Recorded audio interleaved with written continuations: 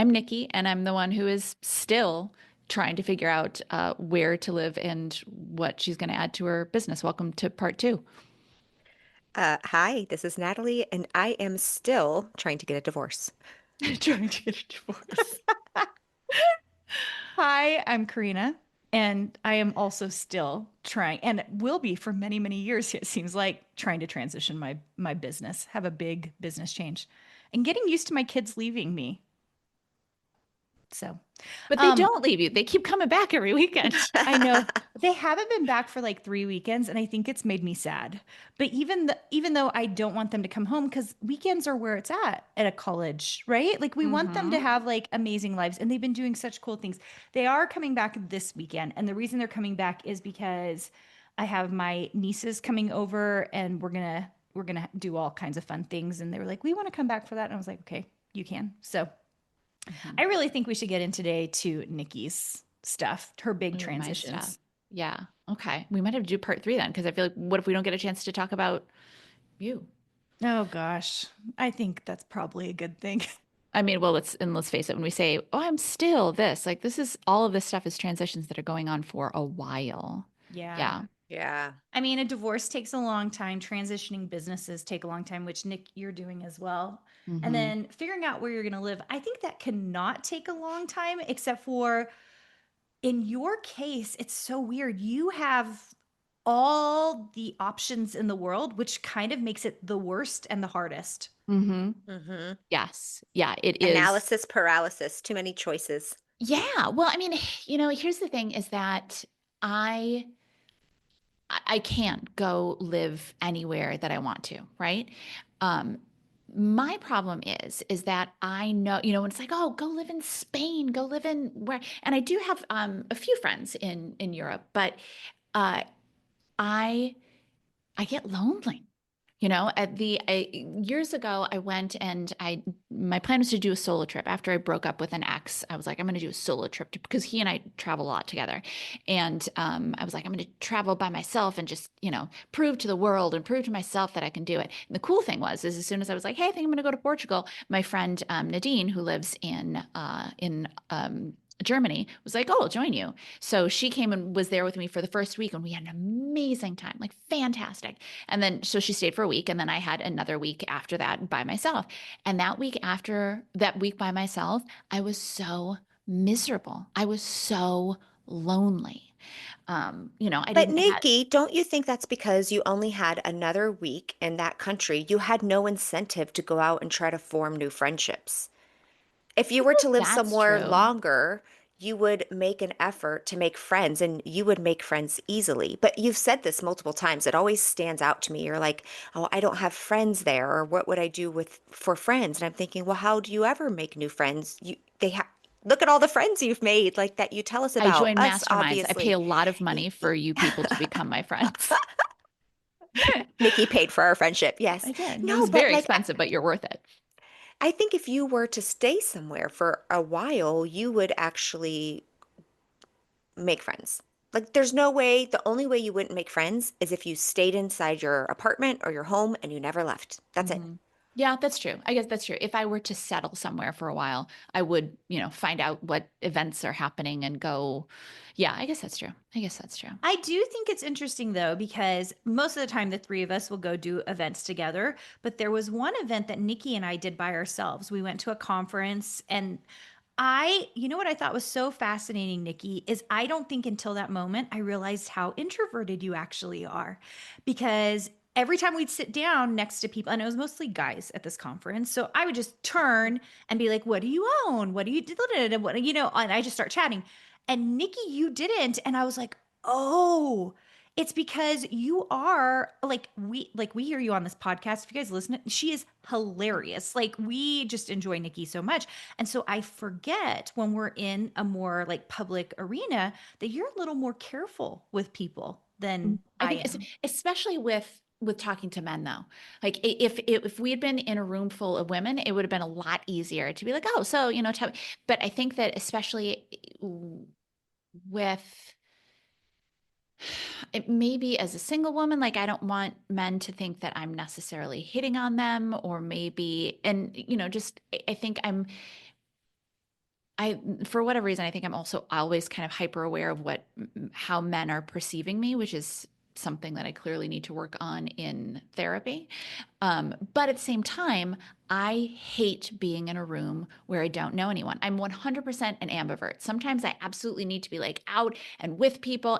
But those people, if I'm out and with people, it's not strangers. I hate going to things where do I do it? Absolutely. I will psych myself up. I will, and then I can go in and be like, yay, hey, hi. Oh, tell me about yourself.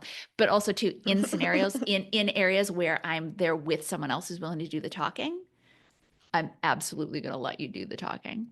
Yeah. And that's what I saw. And it was really interesting. I totally get it too though, because I remember the first I went to like a commissioner, whatever, like an annual meeting. And I'd never been in the university space before. And I went to that meeting and I was terrified. Like in my heart, I was like, no one's going to like me here. I'm a newbie. I don't know what I'm doing. It ended up totally fine. I've been to 4 meetings. I feel like I love everybody there now.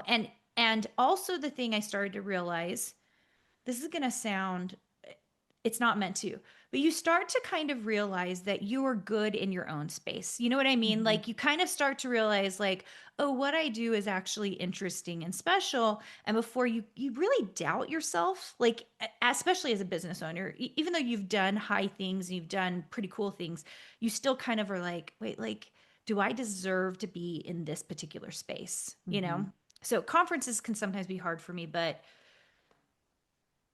it is what it is. So You anyway, do a okay, really Nicki. great job at initiating Yeah. conversations with others, though. But what you're Yeah. describing is more of that like imposter, do I belong? Am I good enough? That kind of thing. What Nikki's describing is more of this personal relationship type, like how hyper focused on how guys perceive you. I Mhm. don't think Mhm. you have that, Karina. No, but I have a safety net, do I not? Nikki, like, I Mhm. mean, like, I get Yeah. it. Like, if I were not married, maybe I would feel some of Yeah, those yeah. things. But I've been in a 25-year relationship and like no dude's gonna really impress me. Right. Like, and I've got three Right. kids. Like, I don't need to reproduce with anybody. You know what I mean? Like, I think like there is like I have a safety net. And so maybe I would be different if I were single.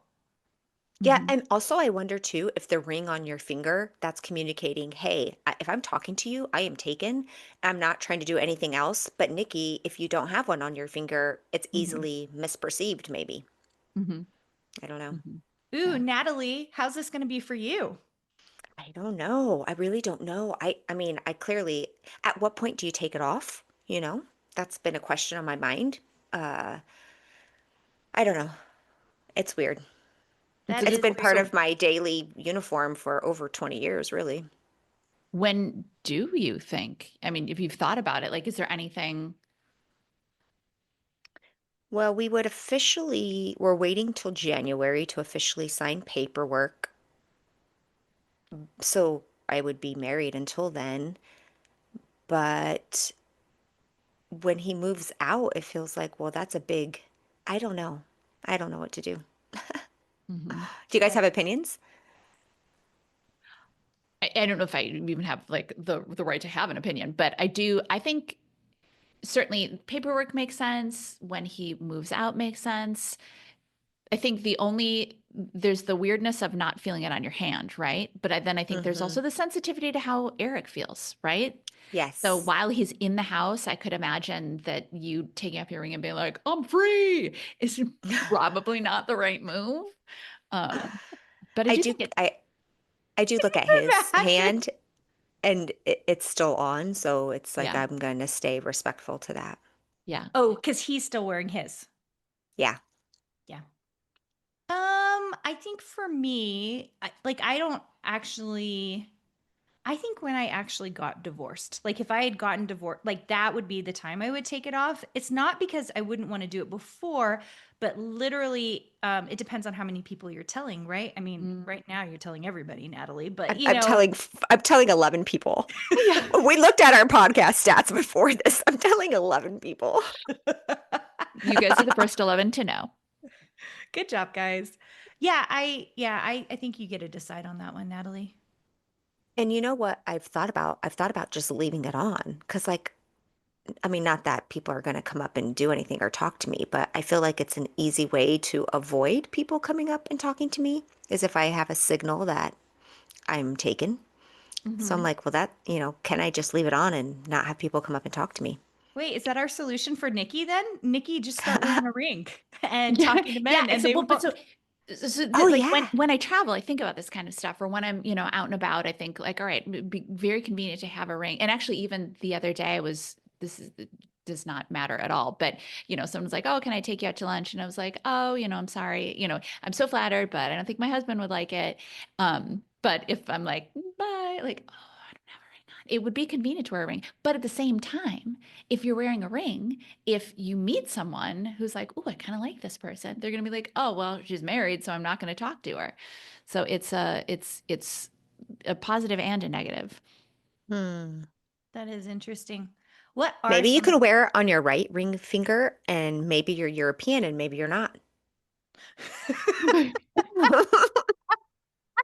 Maybe I could pretend like I don't speak English to the people I'm not interested in.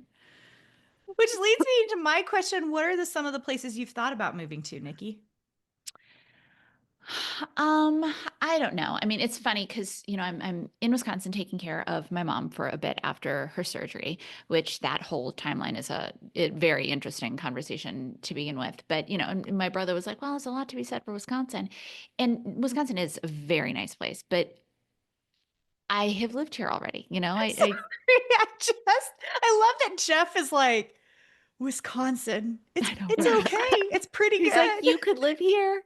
And which I think is actually really sweet that he's like, "Hey, you're my sibling. It would be kind of cool to live near you." And then also too, we more equally share, helping mom. But not that she needs a lot of help outside of, this surgery, but I think the chance of me ending up here are very slim.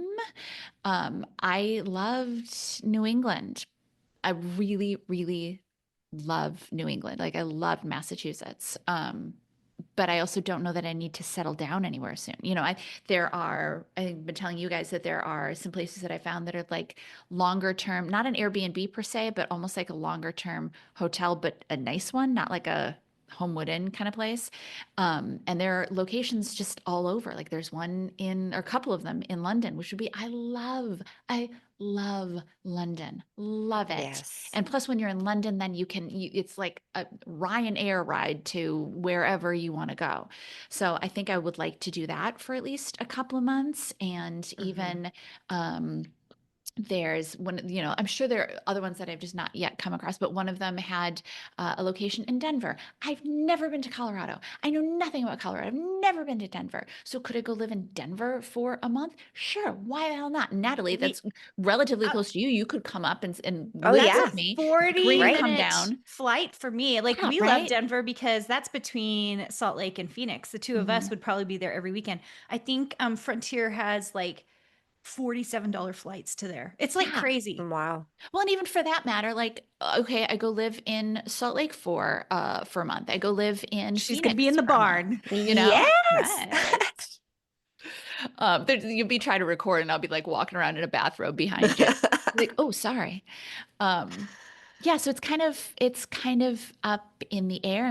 Which is the point of it, right? The whole point of getting out of the townhouse and was to free up my life a little. I've been living a very small Hmm. life. My life was just the business.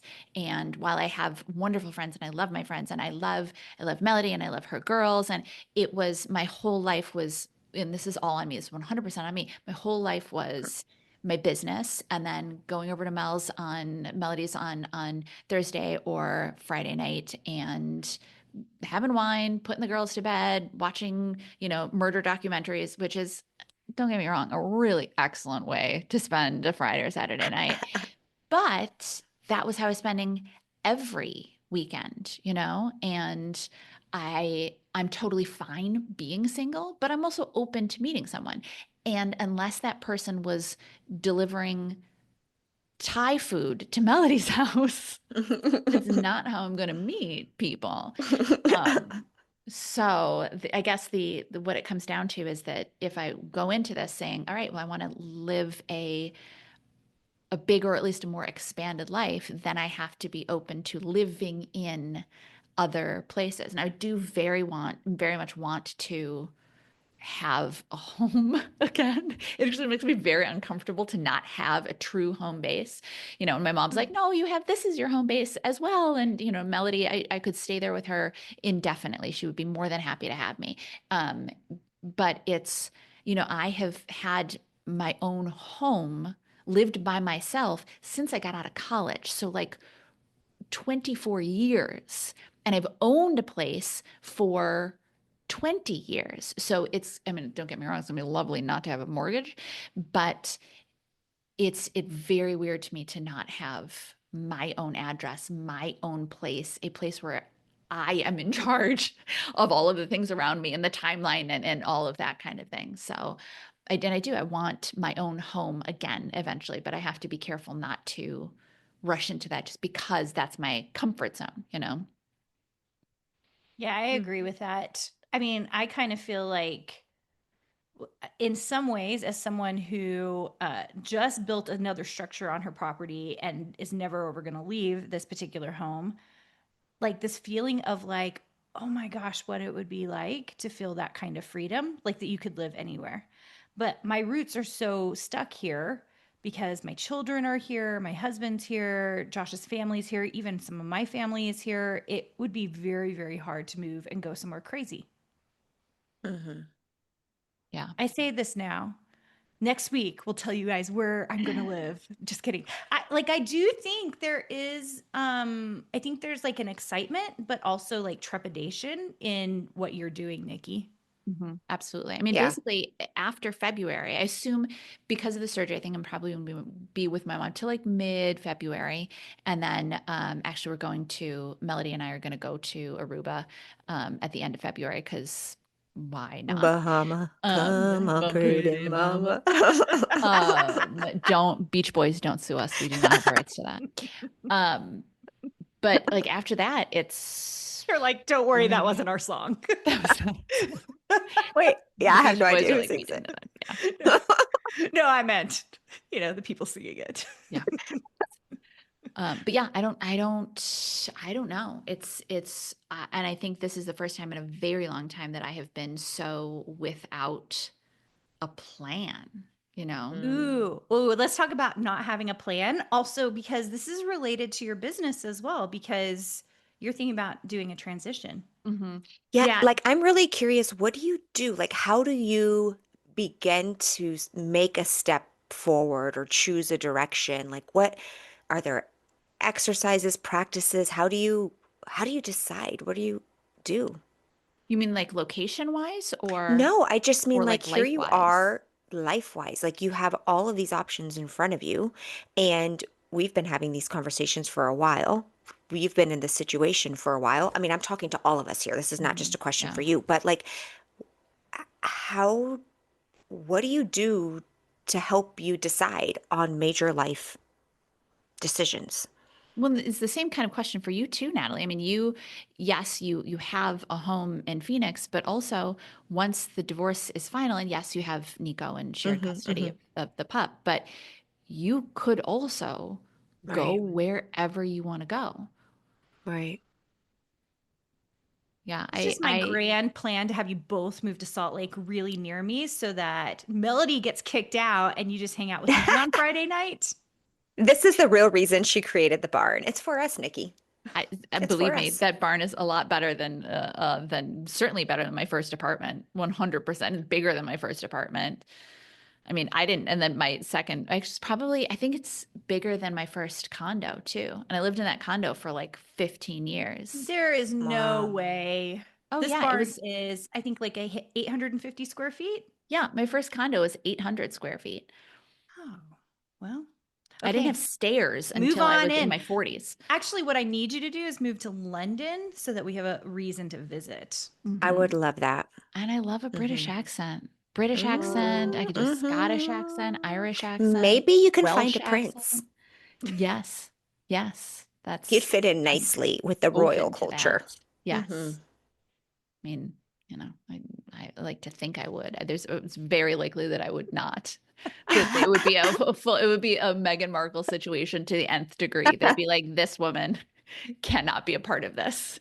You are ruining our dynasty. Um, yeah, but I don't But know. what were you?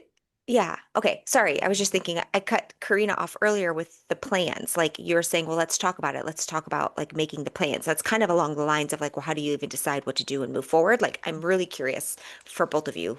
Like, how, how are you going to start making plans? How are you going to make these decisions? I mean, I don't know about you guys. I'm doing a lot Asking of for a friend. journaling. Yeah, really. Like, so hypothetically, I'm doing a lot of journaling. I'm doing a lot. I think that my karmic lesson right now, um, Hmm. I was listening to somebody, I wish I could remember who it was. She wrote a book Mm. about it. She's, I don't know, someone spiritual and she says, you come into, quote unquote, earth school with some lessons that you have to learn. And if you look at your life, it's pretty easy to figure out the lessons that you need to learn. Like, oh, okay, you struggle with this and you struggle with this. Okay, so learn that lesson. And I think the cosmic Mm. lesson that I'm learning right now is to like stop white knuckling it, give up trying to control everything. And so I think part of the lesson I'm being forced to learn right now is okay, you can have a general direction you'd like to head in. You can have a preference, but be open to just seeing Hmm. what happens. Like don't take action. Take action, but just be open to what happens because that you can think that you're on going a certain direction. You think you're on a path and you think it's the right path, and then all of a sudden you go, oh shoot, this isn't the Mm. right path. Whoops. And then have to change it. I know my problem is my plans have plans. So like I like know what's happening over the next 10 years, I feel like, especially my business, but like they change so often. And this whole university thing has changed everything for me. I thought Design Suite would be around forever. Like I just thought this was the company, right? And it's been like kind of heartbreaking. I've been through several meetings with the team on the Design Suite side, and I had a meeting with my consultant for the university because we hired a consultant to help us with lots and lots of different things that have to happen. And it became really obvious as I was talking. I was like, I can't run both companies. And Mm. it's almost like the death of an era because I've got to make a decision about Hmm. which is the more important thing to me. What's the thing that's going to probably either bring me the most joy or give the most help to people? And integrity wise, it's very clearly the university because we're able to step by step get people exactly where they need to go to build a business and build their design lives. And it kind of hurts. Like I'm kind of in a weird moment where I'm trying to figure out what's going to happen because Design Suite still Hmm. exists. Like at the moment of listening to this, my company still exists. Um, and, but like it's a year long program. So at what point do I go, okay, this is it. We're not taking any more people into this program. Mhm. Mm. Yeah. I mean, I hear that our copywriting program is the copywriting program continues to be very clear.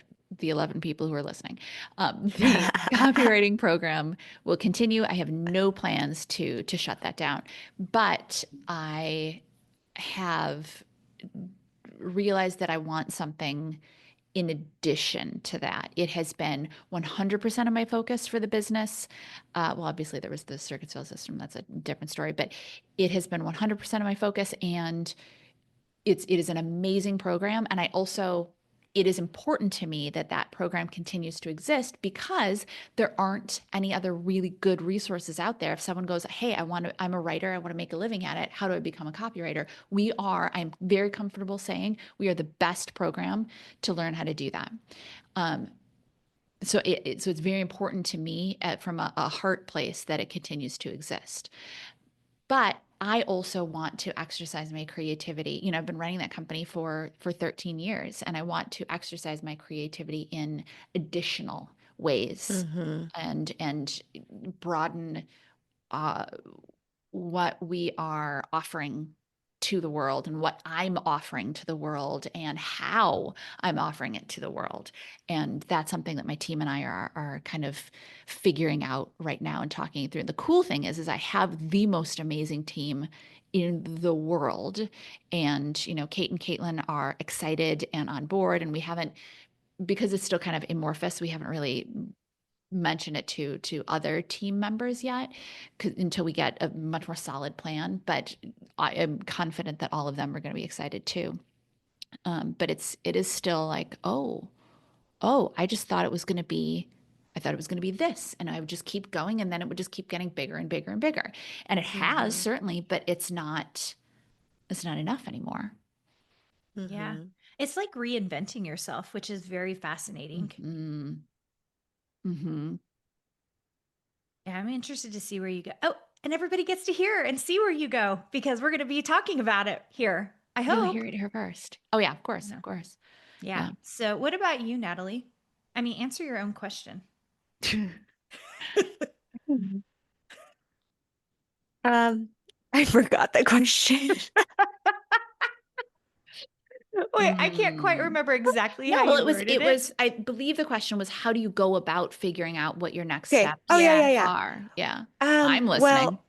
Well, yeah. Well, I mean, I asked that Tell because I us, was looking. Natalie, how it I works. asked it because I was looking for answers, but I keep like my brain went off into a distant land when Nikki was saying, I don't know if you said karmic lesson or cosmic lesson. Like, Mm-hmm. what is that for? And so I was like, that's a fascinating question. Like, what is that? If we all had to decide, like right now in our life, do you have an answer to that question, Karina? Like the karmic lesson, cosmic lesson?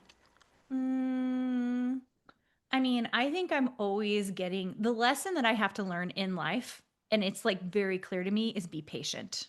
Like that Mm, is Mm. always the lesson. Like for Nikki, she was talking about the white knuckling. I was yeah. just like, for me, it's just I like to do everything as fast as possible. Owning a university is literally like the biggest lesson in patience I've probably had so Mm-hmm. far. But also, this is why Josh is so good because Josh is actually extremely patient, especially with Mm-hmm. me, and he will just say, "Hey, Karina, I think you just need to be patient on that one." And Mm-hmm. Mm-hmm. I just want things to happen fast. I build my companies fast. I have babies fast. I have like, I mean, I just do things really fast. And um All of her babies gestated for 4.5 months maximum. then they just came.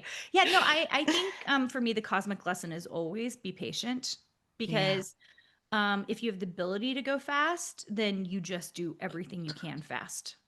Mm-hmm. Right. Mm-hmm. And then maybe I've had this lesson over and over again because I'm building a university, which is slow, period. It's just slow. Everything about the process of building a university is stupidly slow.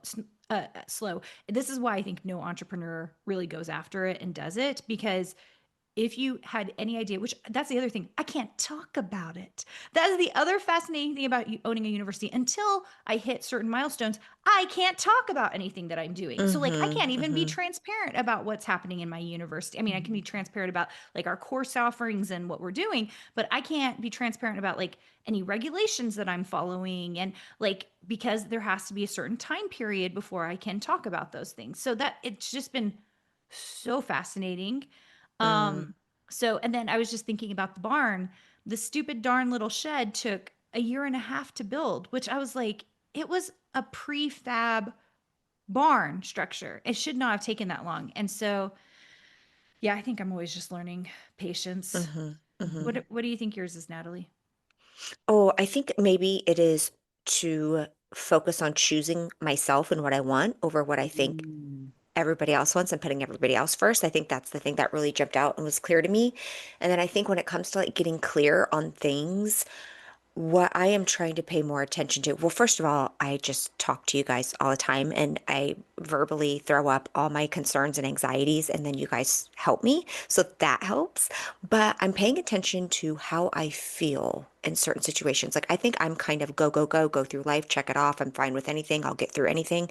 Now I'm trying to figure out how does this feel? How does this group of people feel? How does this activity feel? Not that everything needs to be feel good all the time, but I'm just figuring out like I just got into patterns of this is what I do and this is who I am. And I don't really pause to think, is that still what I want to do? Is this still who I want to be? So I think I'm just trying to get clear by turning more internally on my experiences of life as I go day by day, and then really making sure I am not making any decisions from a place of fear and anxiety. I think every time I get like doubtful or concerned or worried, it's like it's all coming from anxiety and fear that I think somebody else is going to be able to solve for me. And that's never, I don't think I like that at all. So I'm just like getting clear on my mind about that. And running helps me. Being with Nico helps me. Moving my body helps me a lot with all kinds of things. I haven't been journaling a lot though. I used to journal a ton. Are you still doing your morning pages, Nikki? I did give that up. And the main reason was because I started in too big of a notebook. I started like your average college size notebook, college Yeah. ruled. And I think the intention is to start in a smaller set. So when you do 3 pages in like your standard notebook, it takes a full hour to do 3 pages. And I think at a certain point, I hit like 250 days and calculated that I had spent 11 days journaling, and I thought, oh, okay, this is Yeah. I have made some missteps here. But I do want to get back to probably more like one page, one, Mm-hmm. Mm-hmm. but And I Karina, are did you still enjoy it. doing? Yeah. I mean, I did too. My hand hurt. Like I literally Yeah. think I was getting something wrong with my wrist from writing, because you're supposed to do 3 pages and I had a Yeah. small notebook, but still like my hand was hurting me. I do think there's some value in journaling like that, but Mhm. again, I mean, I fell off. I started typing a little bit, I but then I make was like, I oh, I don't I want this make on the internet somehow. I make my students do the artist way. Like so I Mhm. make them Mm-hmm. do the 3 pages just because I think it's a good exercise to see what comes out.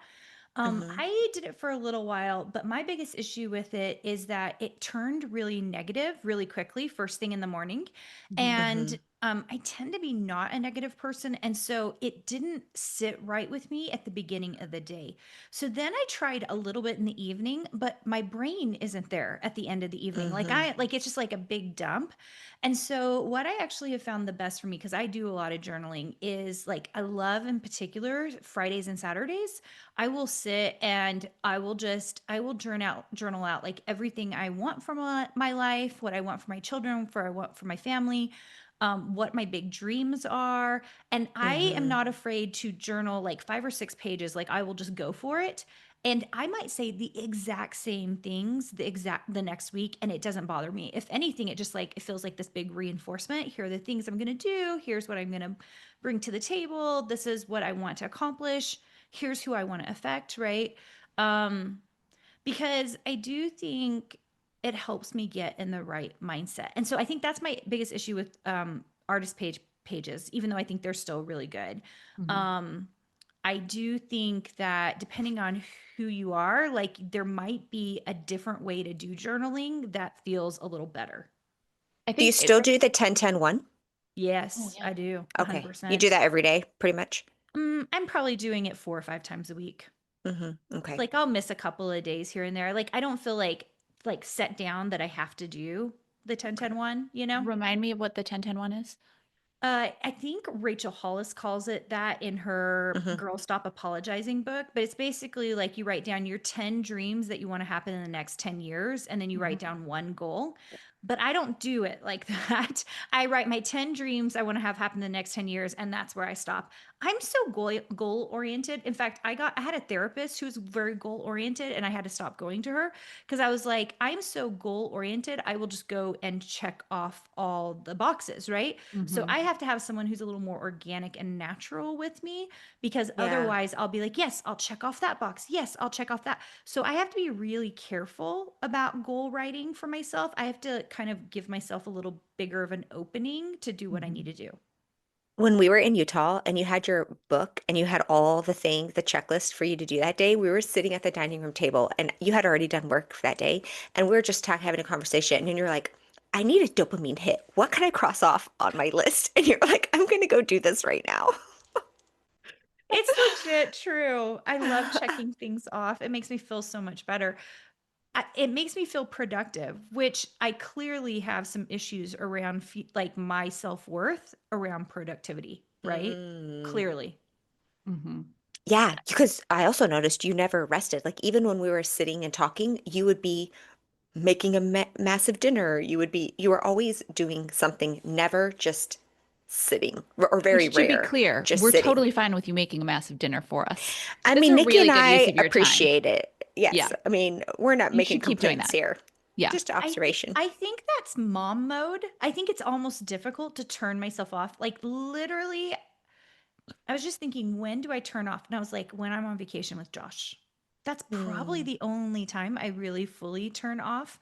And it's because I constantly feel like I need to be going. Also, I enjoy it. If I'm being honest, like I don't have time to. We did a beef bourguignon, and I was like, I don't get to do this at home. Like this is fun for me. I get to do this thing that I want to just try, you know?